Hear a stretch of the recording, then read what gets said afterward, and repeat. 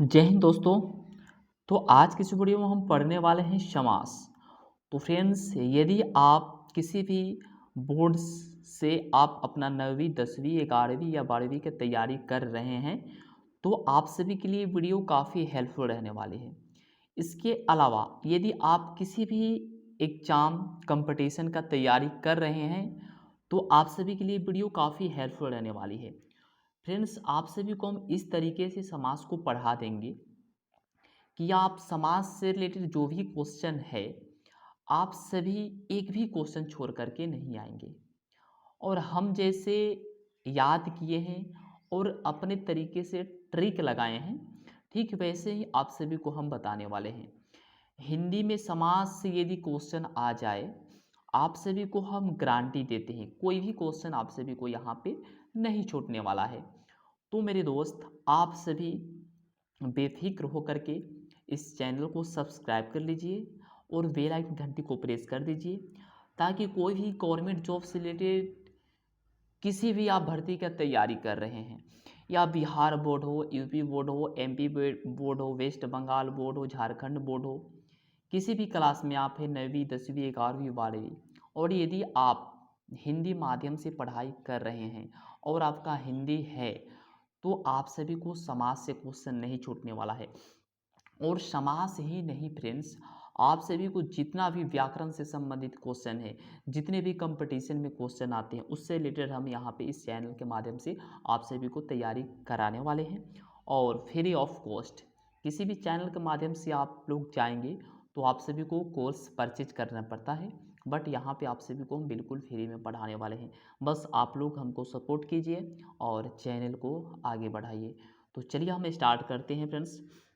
यहाँ पे सबसे पहले हम जानते हैं फ्रेंड्स, आप लोग देखेंगे कि समास का परिभाषा क्या होता है। आप लोग भी पेन और कॉपी लेकर के बैठ जाइए और इसको नोट डाउन कीजिए, ठीक है। नोट कैसे करना है, तो आप लोग यहाँ पे देखेंगे कि समास की परिभाषा क्या है। तो समास की परिभाषा संक्षेपीकरण, घटना संक्षिप्त करना, कम करना, दो पदों का ऐसा संक्षिप्त रूप जो पद के समान अर्थ धारण करता हो, उसे हम समास कहते हैं। नेक्स्ट में हम चलते हैं समास के कितने भेद होते हैं, पूरे डिटेल्स में हम पढ़ने वाले हैं फ्रेंड्स। आप लोग यहाँ पे देखेंगे कि समास के भेद जो, वैसे तो आप सभी को पता होगा 6 होते हैं, बट आप सभी को आगे हम उसके बारे में भी डिस्कस करेंगे। पहले हम जान लेते हैं कि समास के भेद जो होते हैं फ्रेंड्स, 4 यहाँ पे बताया गया है, बट होते हैं 6 भी बताने वाले हैं कौन कौन होता है। पहला द्वंद्व समास, तत्पुरुष समास, बहुव्रीहि समास, अव्ययीभाव समास। बट आप लोग नीचे की तरफ आएंगे तो यहाँ पे हम नोट डाउन किए हैं, ये खुद से फ्रेंड्स हम जो है तैयार किए हैं अपना नोट्स, ठीक है। तो फ्रेंड्स यहाँ पे देखेंगे, यहाँ पे प्राचीन समय में नोट में हम लिखे हुए हैं कि प्राचीन समय में विद्वानों ने द्विगु समास और कर्मधारय समास को तत्पुरुष समास में जोड़ दिया था, परंतु वर्तमान विद्वानों ने उसे अलग करके समास के कुल 6 भेद कर दिए। जैसे कि हम जानते हैं कि कौन से समास से यहाँ पे 2 समास निकला हुआ है, तो आप लोग यहाँ पे देखेंगे, यहाँ पे कि यहाँ पे आप सभी को देखने को मिल जाएगा फ्रेंड्स कि तत्पुरुष समास से 2 समास निकला हुआ है, कर्मधारय समास और द्विगु समास, ठीक। तत्पुरुष समास से ये तीनों निकला है ना। तो आप लोग यहाँ पे देख रहे होंगे फ्रेंड्स कि तत्पुरुष समास से यहाँ पे जो है निकला हुआ है ये 2 समास, ठीक है। पुरुष समास से ये दोनों निकला हुआ है। अब हम यहाँ पे आते हैं पदों की प्रधानता। यहाँ पे पदों की प्रधानता में आप सभी देखेंगे फ्रेंड्स, तो देखने को मिल जाएगा कि पदों की प्रधानता में प्रधान खंड होता है, गौण खंड होता है। मुख्य अर्थ का बल यहाँ पे और अर्थ का बल नहीं पड़ता है, यानी कि प्रधान खंड में आप सभी देखेंगे कि मुख्य का अर्थ का बल लगता है और गौण खंड में यहाँ पे अर्थ का बल नहीं पड़ता है। पूर्व पद पहले का बोलता है, उत्तर पद बाद का होता है। तो आप लोग यहाँ पे देखेंगे सबसे पहले कि द्वंद्व समास। तो फ्रेंड्स, किसी भी एग्जामिनेशन में यदि द्वंद्व समास आए तो आप लोग आंख बंद करके कैसे आप जो है यहाँ पे अपना टिक लगाएंगे, तो आप लोग यहाँ पे देखेंगे कि दोनों पद इसमें प्रधान होते हैं, और अथवा या एवं लगा करके भी आप लोग यहाँ पे चेक कर सकते हैं। जैसे कि यहाँ पे क और ख दोनों पद यहाँ पे मुख्य है, ठीक। जैसे यहाँ पे एग्जाम्पल फॉर हम ले लें तो भाई बहन, भाई और बहन, यानी कि भाई भी प्रधान और बहन भी प्रधान। तो यहाँ पे और लगा करके हम यहाँ पे आप सभी को एग्जाम्पल में दिए हैं कि भाई और बहन। नेक्स्ट यहाँ पे गंगा यमुना, तो यहाँ पे गंगा और यमुना। पाप पुण्य, पाप और पुण्य, ठीक है। आचार विचार, ठीक है। नीचे देखेंगे तो यहाँ पे माँ बाप, माँ और बाप, दाल भात, दाल और भात, खारा खोटा, आगा पीछा, ठीक है।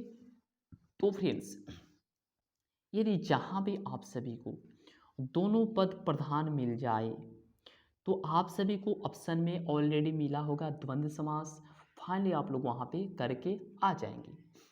चलिए नेक्स्ट हम देखते हैं। नेक्स्ट में हम देखेंगे फ्रेंड्स, तो आप सभी को देखने को यहाँ पे मिल जाएगा विशेष में धर्माधर्म, पापा पाप, लाभा लाभ। पहचान में आप लोग देखेंगे तो यहाँ पे द्वंद्व समास में दोनों पदों का संज्ञा सर्वनाम अथवा क्रिया होना चाहिए, तभी जाकर के द्वंद्व समास होता है। तो आप लोग फ्रेंड्स, हमें विश्वास है कि आप सभी समझ गए होंगे कि आप लोगों का द्वंद्व समास से क्वेश्चन अब नहीं छूटने वाला है।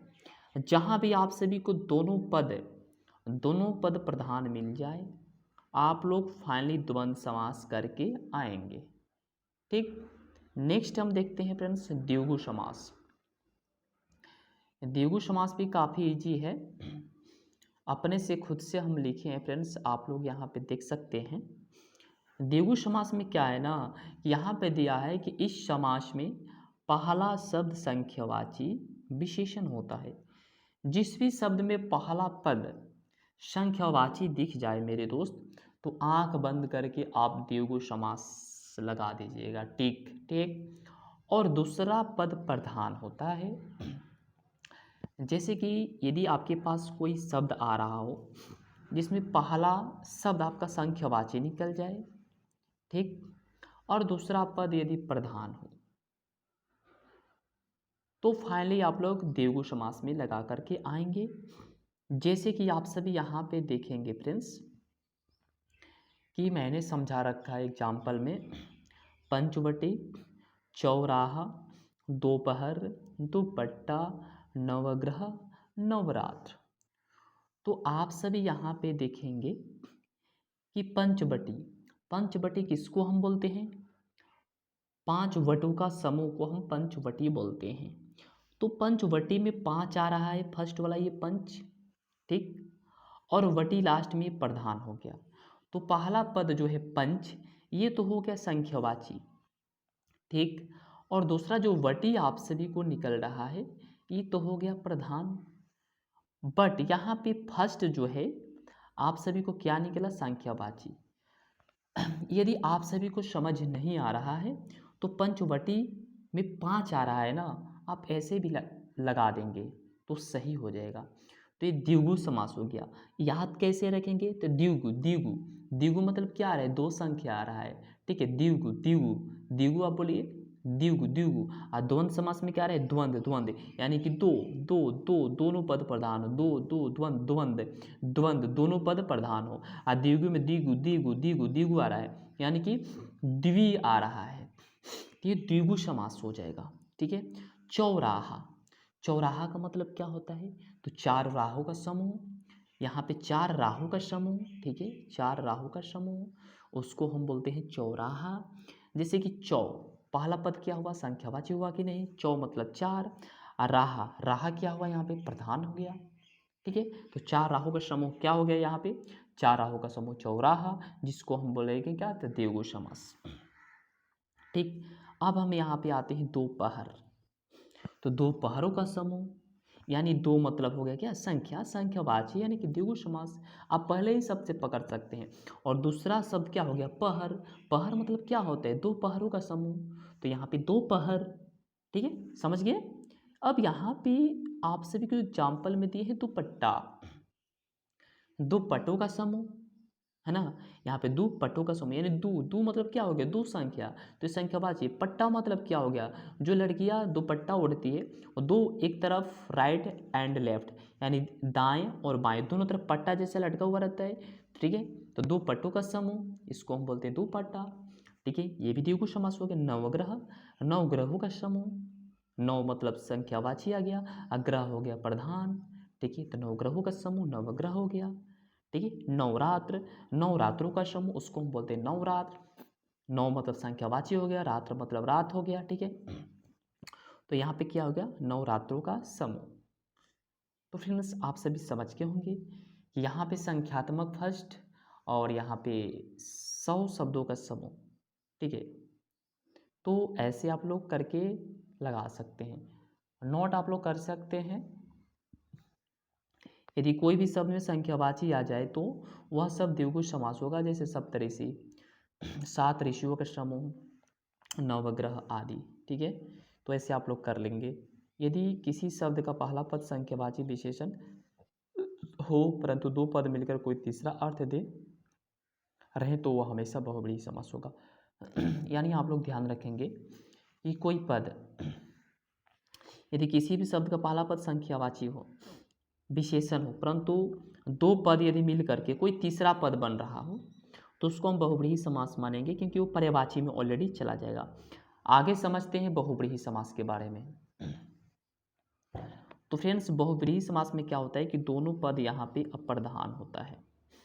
विशेष करके आप लोग यहाँ पे देखेंगे, आप लोग एक बात याद रखेंगे मेरे दोस्त, यहाँ पे हम नोट में ऑलरेडी लिखवा दिए हैं, टेंशन लेने की बिल्कुल ज़रूरत नहीं है, कि जहाँ भी आप सभी को, जहाँ भी आप सभी को, ठीक, जहाँ भी आप सभी को कोई भी शब्द पर्यायवाची लग जाए, यानी कि यहाँ पे दोनों पद अप्रधान हो, ठीक है, यानी अपना अर्थ छोड़ करके कोई तीसरा अर्थ बता रहा हो, उसको हम क्या कहेंगे फ्रेंड्स, तो उसको हम कहेंगे बहुब्रीहि समास।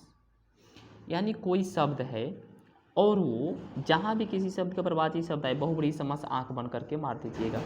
यानी दोनों पद यहाँ पे अप्रधान है, बट यहाँ पे हम मेंशन करवाए हुए हैं, आप लोग यहाँ पे देखेंगे इसको फ्रेंड्स, इसको यहाँ पे देखेंगे तो अपना अर्थ छोड़ कर के कोई तीसरा अर्थ धारण कर लेता है, यानी कि तीसरा पद जब बन जाता है या तीसरा पद की तरफ इशारा करता हो, उसको हम बहुब्रीहि समास कहते हैं। यानी साफ साफ आप यहाँ पे समझ जाइए कि जब भी बहुब्रीहि समास आप सभी को दिखे, यानी पर्यायवाची शब्द दिखे, तभी आप समझिए कि जो पर्यायवाची शब्द दिख रहा है वो फाइनली यहाँ पे बहुब्रीहि समास ही होगा। जो कि आप लोग यहाँ पर देखेंगे विशेष करके चतुरानन, चतुरानन किनको बोलते हैं, ठीक है, चतुरानन किनको बोलते हैं आप सभी बताइए, कमेंट में जरूर बताइएगा।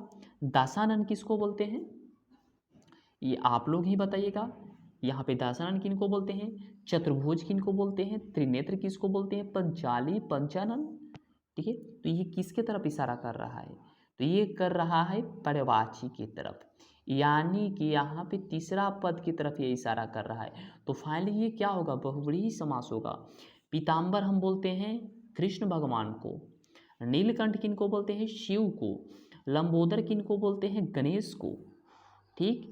तो आप लोग ऐसे कर सकते हैं, आप लोग हमको जरूर बताइएगा कमेंट में, चतुरानन किनको बोलते हैं, दशानन किनको बोलते हैं, चतुर्भुज किनको बोलते हैं, त्रिनेत्र किनको बोलते हैं, पंचाली किनको बोलते हैं और पंचानन किनको बोलते हैं। कमेंट में जरूर लाइन से लिख करके बताइएगा फ्रेंड्स, ठीक है। अब यहाँ पे फ्रेंड्स नेक्स्ट वीडियो में आप सभी को हम बताएंगे, यहाँ पे 4 तो बता ही दिए, 4 के बारे में तो हम बता दिए। समास कुल कितना होता है, 6, जिसमें कि पहला होता है द्वंद्व समास, दूसरा होता है द्विगु समास, तीसरा कर्मधारय समास, चौथा बहुब्रीहि समास, ठीक। इसके अलावा यहाँ पे 2 समास बच गया, जो कि तत्पुरुष समास, तत्पुरुष समास नेक्स्ट वीडियो में आप सभी को हम बताएंगे। और उसके बाद अव्ययीभाव समास, अव्ययी भाव समास, ठीक है, ये बच गया दो। तो इसको हम नेक्स्ट वीडियो में कंप्लीट करा देंगे। तो फ्रेंड्स ये न्यूज़ चैनल है, यदि आप सभी को वीडियो अच्छा लगे तो लाइक शेयर ज़रूर कर दीजिएगा, और यदि आप मेरे चैनल पर पहली बार आए हैं तो चैनल को सब्सक्राइब कर दीजिएगा, ताकि कोई भी, यदि आप कंपटीशन का तैयारी कर रहे हैं तो आप सभी के लिए वीडियो काफ़ी हेल्पफुल रहने वाला है मेरे दोस्त। तो फ्रेंड्स आज के लिए बस इतना ही। जय हिंद, जय श्री राम। तो आप लोग मेरे चैनल को ज़रूर सपोर्ट कीजिएगा, ऐसे ही आप सभी को हम पूरे हिंदी का कंप्लीट करवा देंगे फ्री ऑफ कॉस्ट। तो फ्रेंड्स जय हिंद।